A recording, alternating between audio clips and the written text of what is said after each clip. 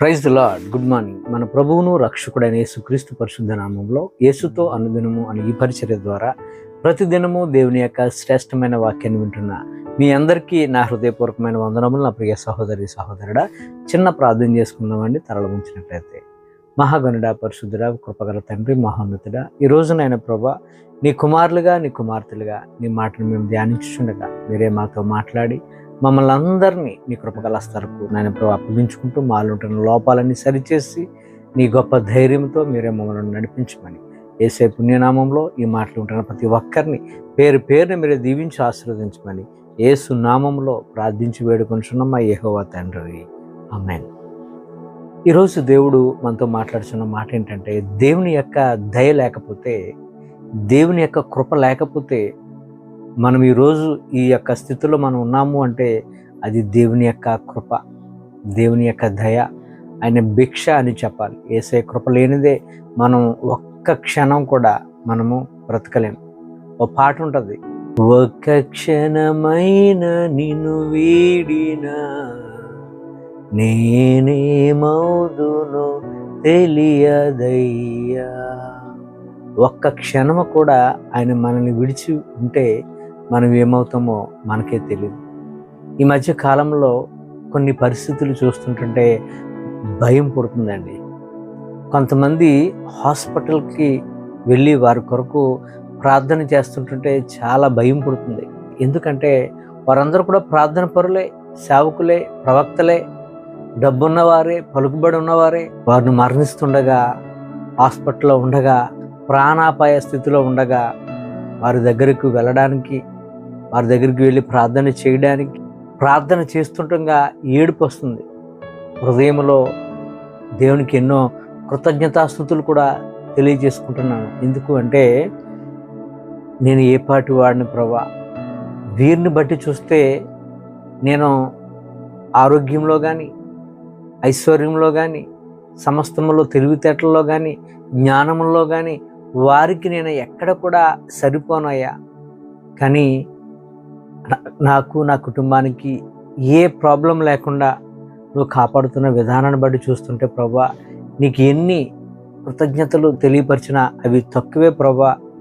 నువ్వు మమ్మల్ని కాపాడుతున్న విధానాన్ని చూస్తుంటుంటే అది వర్ణించలేము ప్రభా అని హృదయంలో కృతజ్ఞతలు తెలియపరుచుకుంటున్నాను. అలాగే ఎదుట చూస్తున్న సహోదరులు చూస్తుంటుంటే బాధ కలుగుతూ ఉంటుంది. ఈ మాట వింటున్న నా ప్రియ సహోదరి సహోదరుడా, మనల్ని మనమే సెల్ఫ్ చెక్ చేసుకుంటే ఈరోజు ఇంత ఆరోగ్యంగా మనం ఉన్నాము అంటే దానికి కారణము మనం చేస్తున్న ఎక్సర్సైజో, మనం తీసుకున్న ఫుడ్ డైటో, లేదా మనం తీసుకున్నటువంటి గొప్ప ఆరోగ్య సూత్రాల్లో, లేదా మనకి ఎవరైనా క్వాలిఫైడ్ డాక్టర్స్ మనకి కొన్ని సలహాలు ఇచ్చినా, మనకి అన్నీ ఉన్న అందరూ సలహాదారులు మనకు ఉన్నప్పటికీ కూడా దేవుని యొక్క కృప లేకపోతేనండి మనకి ఎన్ని ఉన్నా కూడా అన్నీ కూడా ఏమైపోతాయంటే ప్రయోజనం లేనివిగా కనబడుతున్నాయి. ఉదాహరణకు అలెగ్జాండర్ ద గ్రేట్, గ్రీక్ వీరుడు, ఆయన ప్రపంచాన్ని కైవసం చేసుకోవాలనుకున్నాడు.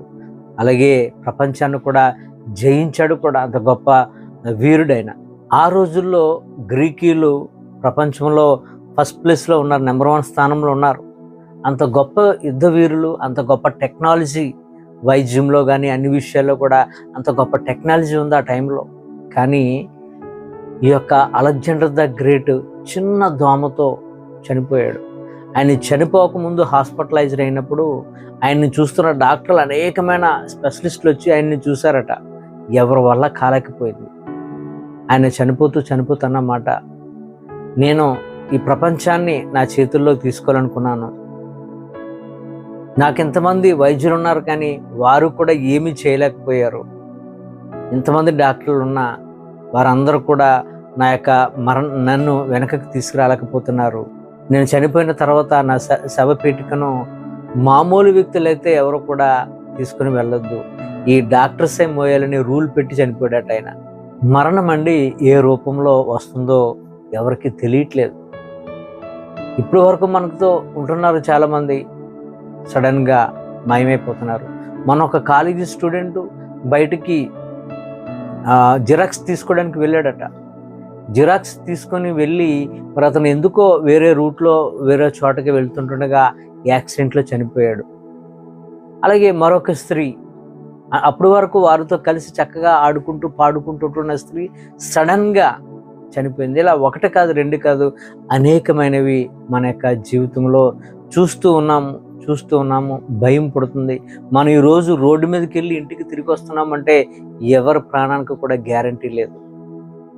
ఈరోజు మనం వెహికల్లో వెళ్తున్నాం, చాలా సెక్యూర్గా హెల్మెట్లు పెట్టుకుంటున్నాం, సీట్ బెల్ట్లు పెట్టుకుంటున్నాం, అనేకమైన సెక్యూర్గా ఉంటున్నాం. అయినప్పటికీ కూడా దేవుని యొక్క కృప లేకపోతే ఎన్ని పెట్టుకున్నప్పటికీ కూడా అన్నీ వ్యర్థమే. దేవుని యొక్క కృప మనకి నిండుగా ఉంది కనుకనే ఈరోజు ఇంత హ్యాపీగా ఉండగలుగుతున్నాం.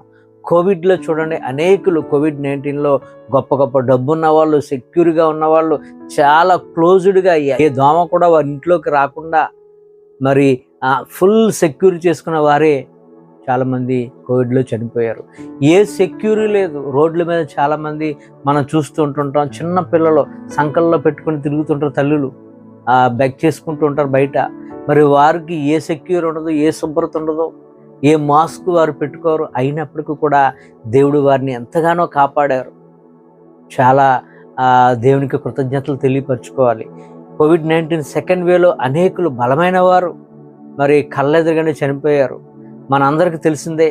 మనము భయంకరమైన పరిస్థితి నుండి ఈరోజు ఆరోగ్యకరంగా ఉన్నాము అంటే కోవిడ్ 1 వే, సెకండ్ వే, ఇవన్నీ దాటుకొని ఈరోజు మనం ఉన్నాము అంటే అది మన బలము కాదు, మనం తీసుకున్న ఫుడ్ కాదు, మనం తీసుకున్న ఎక్సర్సైజ్ కాదు, మనం తీసుకున్న హై ప్రోటీన్స్ ఫుడ్ కాదు, ఏమీ కాదండి, ఏమీ కాదు, నథింగ్. అవన్నీ కూడా దేవుని యొక్క కృప వలన మాత్రమే ఈరోజు మనం ఇంత ఆరోగ్యకరంగా ఇంత మంచి స్థితిలో ఉండగలిగామంటే దేవునికే సమస్త మహిమ ఘనత ఆయనకే చెల్లును గాక.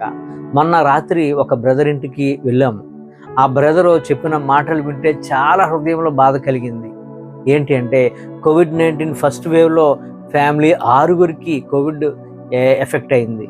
అయితే మొదటిగా ఈ బ్రదర్కే కోవిడ్ ఎఫెక్ట్ అయిందంట, తర్వాత వాళ్ళ అన్నయ్యకి ఎఫెక్ట్ అయిందంట, తర్వాత వాళ్ళ అక్కకి ఎఫెక్ట్ అయింది, తర్వాత వాళ్ళ డాడీకి ఎఫెక్ట్ అయింది, తర్వాత వాళ్ళ నాన్నమ్మకి ఎఫెక్ట్ అయింది, వాళ్ళ మమ్మీకి ఎఫెక్ట్ అయింది.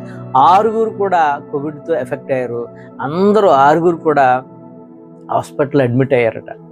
అడ్మిట్ అయిన తర్వాత అందరూ ICUలో కూడా అడ్మిట్ అయిపోయారంట. ఊపిరి తీసుకోవడం చాలా కష్టమైందంటే మొదటిగా దేవుని కృప వలన మరి ఈ బ్రదరే ముందు బయటకు వచ్చారట. బయటకు వచ్చిన తర్వాత 3 డేస్లో వాళ్ళన్నీని మరలా కొంచెం సివియర్గా ఉంటే వెంటిలేటర్స్ పెట్టారంట, బ్రీతింగ్ ప్రాబ్లం అవడంతో. అయితే వాళ్ళ అన్నయ్య ఈ బ్రదరు బయటకు వచ్చి ఇదే ఇంటికి వచ్చాడట. వాళ్ళ అన్నయ్య అయితే ఈయన బయటకు వచ్చిన 3rd డేనే వాళ్ళ అన్నయ్య అక్కడికక్కడే చనిపోయాడు, కోవిడ్లో చనిపోయాడు.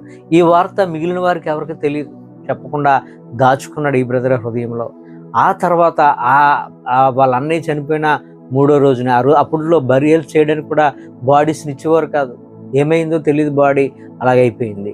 తర్వాత ఆ బ్రదర్ అన్నయ్య చనిపోయిన 1 వీక్కే వాళ్ళ డాడీ చనిపోయారట కోవిడ్ ఫస్ట్ వేవ్లో, 1 వీక్లో. ఆ విషయం కూడా మిగిలిన బెడ్ మీద ఉంటున్న వారికి ఎవరికి చెప్పలేదు ఈ బ్రదరు. వాళ్ళ డాడీ చనిపోయిన వారానికి వాళ్ళ నాన్నమ్మ చనిపోయారు, పెద్ద ఆవిడ. ఇలా 3 మరణాలు ఆయన గృహంలో ఉన్నాయి. దేవుని యొక్క మహాకృపను బట్టి ఆ బ్రదర్కి, వాళ్ళ అమ్మగారికి, వాళ్ళ అక్కగారికి ఏమీ కాలేదు. కానీ వారు ఇంకా వేరే చోట ఉంటూ 1 మంత్ ఇంకా రెస్ట్లోనే ఉన్నారు. కానీ అప్పటికే 1 మంత్ అయిపోయింది. కానీ 1 మంత్లో వారు డాడీ చనిపోయారని కానీ, నాన్నమ్మ చనిపోయిందని కానీ, అన్నయ్య చనిపోయాడని కానీ, అమ్మకు కానీ అక్కకు కానీ చెప్పకుండా హృదయంలో దాచుకున్నాడంట. ఎంతో గుండె బరువెక్కిపోయేదట. బాత్రూంలోకి వెళ్ళి ఏడ్చేవాడట, ఎవరికి చెప్పుకోవాలని. అలాగ 1 వీక్ అయిన తర్వాత, 1 మంత్ అయిన తర్వాత చెప్తే వారు చాలా ఏడ్చారట. ఇలా చాలామంది జీవితంలో ఇలాగే జరిగాయి. మరణం అనేది ఎవరికి ఎలా సంభవిస్తుందో తెలియట్లేదు ఈరోజు. కనుక మన వల్ల అయితే ఏమీ కాదు, దేవుని యొక్క మహాకృప వలనే అది సాధ్యము. మరణము తప్పించుట యెహోవా వశములో ఉన్నది. ఆయన కృపగల హస్తాలే మనల్ని రక్షిస్తుంది తప్ప మన వల్ల అయితే ఏమీ కాదు. బైబిల్లో మనం ఇప్పుడు మరణాన్ని చూస్తే భయపడుతున్నాం. బైబిల్లోనంట ఒక మరణాన్ని చూసి అక్కడున్న ప్రజలందరూ కూడా చాలా భయపడ్డారట. వాక్యం సెలవిస్తుంది, పేతురు గారు ఆ రోజుల్లో ఆది అపోస్తులను పోషించే బాధ్యత సంఘాల మీద ఉండేది. అయితే పేతురు గారు వేరే చోట ఉన్నప్పుడు ఆ సంఘాన్ని పోషించవలసిన బాధ్యత, అంటే సంఘంలో వారి స్థిర ఆస్తుల్లో మరి దశంభాగాలు తీసుకొచ్చి అపోస్తుల పాదాల దగ్గర పెట్టేవారట. అయితే అననీయ సప్పీరా అనేవారు ఇద్దరు భార్యాభర్తలు, మనకు తెలిసిన స్టోరీ ఇదంతా కూడా. వారిద్దరు ఇంటి దగ్గర కూడబలుకొని మనకు వచ్చిన సంపద ఇంతే తెచ్చామని చెప్పి కొంత దాచుకొని కొంత పేతురు గారి యొక్క దగ్గరికి తీసుకొచ్చారట. ఈ విషయాలు మనకి అపోస్తుల కార్యములు 5వ అధ్యాయం మొదటి నుంచి ఈ మాటలు మనకు కనబడతాయి. అయితే పేతురు గారు దగ్గరికి తీసుకొచ్చాడు. ముందు అననీయ ఇంటి దగ్గర భార్య ఉంది, వచ్చి పేతురు గారి దగ్గరికి వచ్చి, ఇదిగోనయ్యా ఇంత తీసుకొచ్చానంటే తీసుకొచ్చి ఇచ్చాడు. అప్పుడు పేతురు గారు ఒక మాట అంటాడు, ఏమంటే, అది నీ వద్ద ఉన్నప్పుడు నీదే కదా, 5వ అధ్యాయం 4వ వచనంలో, అమ్మిన పిమ్మట అది నీ వశమే ఉండలేదా? ఎందుకు ఈ సంగతి నీ హృదయంలో ఉద్దేశించుకున్నావు? నీవు మనుషులతో కాదు దేవునితోనే అబద్ధమాడుతావని వానితో చెప్పాను. ఆ మాట విన్న తక్షణమే అపోస్తుల కార్యం 5:5లో అననీయ మాటలు వినుచుండనే పడి ప్రాణం విడవగా వినిన వారందరికీ కూడా ఏమైందంట, మిగులు భయం కలిగిందంట. ఆ తర్వాత 3 గంటల కాల వ్యవధిలో సప్పీరా వచ్చిందంట. మరి భర్త చెప్పాడు కదా ఇంటి దగ్గర, అదే మాట చెప్తే ఆమె కూడా ఇంతే వచ్చిందని చెప్పగానే ఆమె కూడా అక్కడికక్కడే చనిపోయిందండి. ఈ 2 విషయాలు చూసి సంఘం అంతటికి, ఈ సంగతులు వినిన వారందరికీ భయము పుట్టిందంట. ప్రియ సహోదరి సహోదరుడా, మరణం అనేది చాలా మందికి భయంతో కూడింది.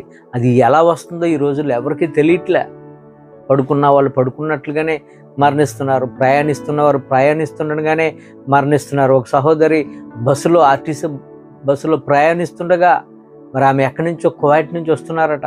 వారి ఇంటికి వెళ్తున్నారు, వారి యొక్క పల్లెటూరు ఏదో ఊరు, మార్గ మధ్యంలోనే ఆమె ఆర్టీసీ బస్సులోనే చనిపోయారు. చూసారా, మరణము ఎలా వస్తుందో ఎట్లా సంభవిస్తుందో ఎవరికి తెలియదు. కనుక దేవుని యొక్క కృప మన మీద ఉంటేనే దాని నుంచి మనం తప్పించుకోగలం తప్ప ఎవరైనా మరణించవలసిందే, ఈరోజు కాకపోతే రేపు, అవి అంతే తప్ప అది ఎలా సంభవిస్తుందో ఎవరికి తెలియట్లే. కాబట్టి మరణము తప్పించుట యెహోవా వశంలో ఉంది. కనుక మనము ఆరోగ్యంగా, మనము ఆహ్లాదకరంగా ఈరోజు ఇంత సురక్షితంగా భయంకరమైన COVID-19 దాటి మనం వచ్చాము అంటే దేవుని యొక్క కృప, ఆయన కాపుదల మన మీద ఉండబట్టే ఈరోజు ఇంత సురక్షితంగా, ఇంత ఆరోగ్యకరంగా, ఇంత రక్షణకరంగా ఈరోజు మనం ఉన్నాము. అందుకు దేవునికే సమస్త మహిమ, ఘనత, ప్రభావంలో ఆయనకే చెల్లును గాక. ఆమేన్. ఈ కొద్ది మాటలు దేవుడు మన అందరి జీవితంలో నెరవేర్చును గాక. ఆమేన్. God bless you.